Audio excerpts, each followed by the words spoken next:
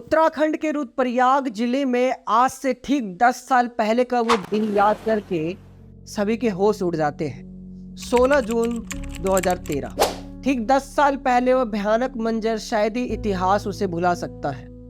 दर्शन को केदारनाथ जा रहे देश विदेश के भक्तों ने आपदा का वो मंजर देखा था जो आज भी उनके रोंगटे खड़े कर देता है। इस जल प्रलय से साल 2013 में सबसे ज्यादा नुकसान केदारनाथ धाम को हुआ था। बीते कई सालों तक जगह जगह दबे हुए शव मिलते रहे। तबाही इतनी ज्यादा थी कि रेस्क्यू कार्य करने में महीनों लग गए थे। लेकिन अब वही 2022 में केदारनाथ में तीर्थ यात्रियों का सैलाब उमड़ने से नए रिकॉर्ड बन गए हैं। ये भयानक कहानी की शुरुआत होती है 13 जून 2013 से, जहां रोज की तरह हजारों की भीड़ में दर्शन के केदारनाथ धाम में आए थे। उन्हें क्या पता था एक भयानक आपदा उनका इंतजार कर रही है। उन्हें क्या पता था कि ये दिन उनके लिए डरावना इतिहास बन जाएगा। 13 जून को बारिश होती है जो कि उस समय के लिए नॉर्मल नहीं थी। लोग छाता और रेनकोट पहनकर बारिश में भी लाइन लगाकर दर्शन का इंतजार कर रहे थे। 14 जून को भी लगातार बारिश जारी रही। 15 जून को भी लगातार बारिश जारी रही। बिजली कड़कती रही। इसकी वजह से चोराबारी ग्लेशियर पिघलकर मंदिर की तरफ बढ़ने लगा। रिजल्ट, नदी का जलस्तर तेज से बढ़ने और बहाव भी तेज हो गया। इससे बनी बाढ़ का प्रभाव उत्तराखंड के साथ ही हिमाचल प्रदेश और पश्चिमी नेपाल में भी हुआ। इस भयंकर बाढ़ की वजह से काफी चोटें लगी और जान माल और जानवरों का काफी नुकसान पहुंचा। 16 जून 2013 वो भयानक रात केदारनाथ गए श्रद्धालु शायद ही कभी उसे भुला सकते हैं। आज भी वो दिन याद करने से पहले उनके रोंगटे खड़े हो जाते हैं।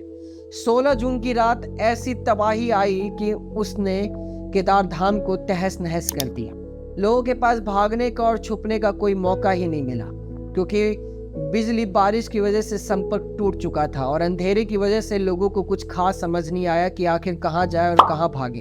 उधर मंदाकिनी अपने उफान पे थी, या यूं कह लो कि गुस्से में थी, जिसने पूरे केदार घाटी का नक्शा ही बदल के रख दिया था। उस रात सिर्फ लोगों के चीखें सुनाई दे रही थी। वहां के लोग सिर्फ सुबह होने का इंतजार कर रहे थे, लेकिन उन्हें ये नहीं पता था कि अगले सुबह यानी 17 जून की सुबह वहां के बचे कुचे लोगों ने जो मंजर देखा वो इतना खौफनाक था कि वो लोग आज भी इस दिन को याद करके सदमे में चले जाते हैं।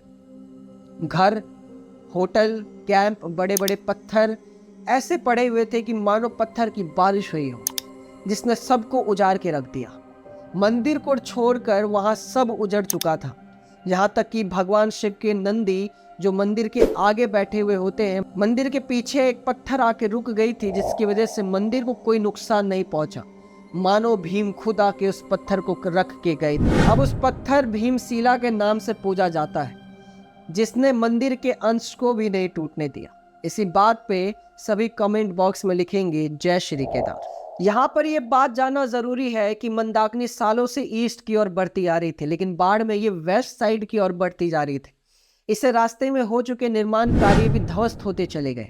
नदी की घाटी काफी चौड़ी रहती है। अगर नदी में 100 सालों के भीतर एक आध बाढ़ आ गई तो उसके बाढ़ ग्रस्त रास्ते से सावधान रहने की जरूरत होती है। लेकिन मंदाकिनी के मामले में हम थोड़ा लापरवाह हो चुके थे। रास्ते में होटल, लॉज से लेकर छोटे गांव भी बस चुके थे। तब केदारनाथ त्रासदी के समय इस लापरवाही का असर भी दिखा।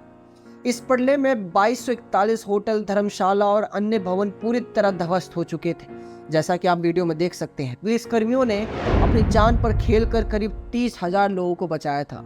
यात्रा मार्ग और केदार घाटी में फंसे 90,000 से अधिक लोगों को सेना की ओर से सुरक्षित बचाया गया। भयानक था मंजर। इधर बारिश भी लगातार 5 दिनों तक होती रही, जिससे पहाड़ी नदियों का जलस्तर भी घटने का मौका नहीं मिला। इससे केदारनाथ, बद्रीनाथ, यमुनोत्री, गंगोत्री और हेमकुंड साहिब जैसी जगहों पर कहर बरसा। सैकड़ों लोग मारे गए, हजारों लोग बह गए और लापता ही काफी है। लाखों लोगों को रेस्क्यू किया गया। लगभग 1,10,000 लोगों को सेना ने बचाया। लाखों का घर बार खत्म हो गया। कई गांव हमेशा के लिए मिट गए। केदारनाथ आपदा ने कई लोगों को पूरी तरह से तहस नहस कर दिया था। जैसे केदारनाथ जाने वाला पैदल मार्ग रामबाड़ा और गरुड़ चट्टी से होकर गुजरता था। त्रासदी के दौरान बाढ़ से मंदाकिनी नदी की उफनती लहरों में रामबाड़ा का अस्तित्व ही खत्म कर दिया। इसके बाद सालों निर्माण कार्य चला और साल 2018 में ही ये रास्ता दोबारा तैयार हुआ। केदारनाथ आपदा के दौरान लापता हुए लोगों के मृत शरीर, नरकंकाल खोजने के लिए सोनप्रयाग से पुलिस और SDRF की 10 टीमें भी शामिल थी, जिसने पिछले साल भी खोजबीन के लिए निकली थी। आपदा से हुए नुकसान को भरपाई के लिए सरकार ने केदार घाटी के पूर्ण निर्माण के लिए मास्टर प्लान बना लिया था, जिस पर तेज गति से काम भी हो गया। केदारनाथ आपदा के वो गहरे जख्म, केदारनाथ आपदा में 4400 अधिक लोग मारे गए या लापता हो गए। 4200 से ज्यादा गांवों का पूरी तरह से संपर्क टूट गया। 2141 भवन पूरी तरह से नष्ट हो गए। जल प्रलय में 1300 हेक्टेयर कृषि भूमि बह गई थी। सेना और अर्धसैनिक बलों ने 90,000 लोगों को रेस्क्यू किया। 30,000 लोगों को पुलिस ने बचाया। 55 नरकंकाल सर्च ऑपरेशन में खोजे गए। 1000 स्थानीय लोग अलग अलग जगहों पर मारे गए।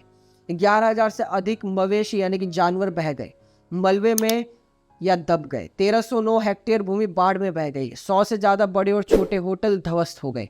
9 राष्ट्रीय और 35 राज्य हाईवे क्षतिग्रस्त हो गए।